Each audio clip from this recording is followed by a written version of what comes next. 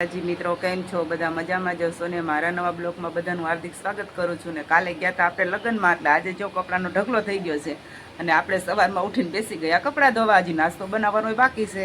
કપડાં ધોઈને પછી બનાવશું નાસ્તો. મિત્રો આપણે જો કપડાં ધોઈને નવરા થઈ ગયા ને બનાવવા માંડ્યા છે નાસ્તો. જો આલબાજી ચા બનાવતા હતા, ચા આપણો ઉકળી ગયો અને આલબાજી બનાવી છે રોટલી. જો રોટલી ને હમણાં ચાન બની જાય એટલે બેસી જાય બધા નાસ્તો કરવા. હજી તો આપણે નાસ્તો બનાવી નવરા થઈ ગયા ને હવે બેસી જાય નાસ્તો કરવા. જો આ ભાઈ ને બેન ને નાસ્તો કરવા બેસી ગયા છે અને આ બધા નાસ્તો કરીને પાછા હોવું કામે લાગી ગયા છો અને હવે આપણે બેસી જશું નાસ્તો કરવા.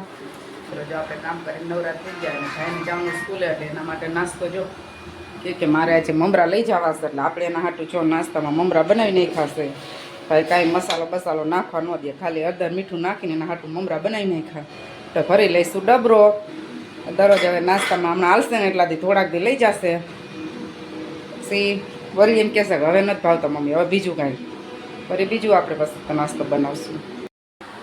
ચાલો જો બપોર થઈ ગયા છે ને અમે બેસી ગયા જમવા. જમવામાં આજે જો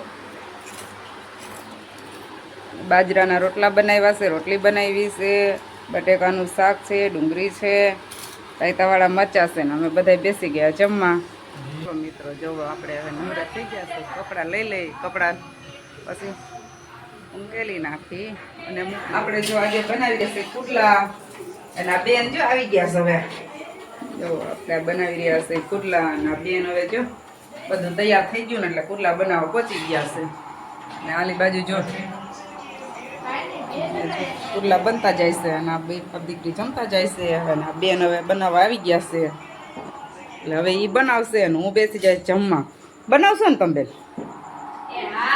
સારું હાલો એ બનાવે ને આપણે જમી લઈ. જમીન નવરા થઈને પથારી કરીને હવે ઉઈ ગયા છે અને આ ભાઈ ઉઈ ગયા છે અમારે. અને જો આ બેન હજી લેસન હાલે છે ને ઓલા બેન ઉઈ ગયા છે. જો મારો વિડીયો ગમ્યો હોય તો લાઈક શેર ને સબસ્ક્રાઈબ કરી દેજો. જય માતાજી.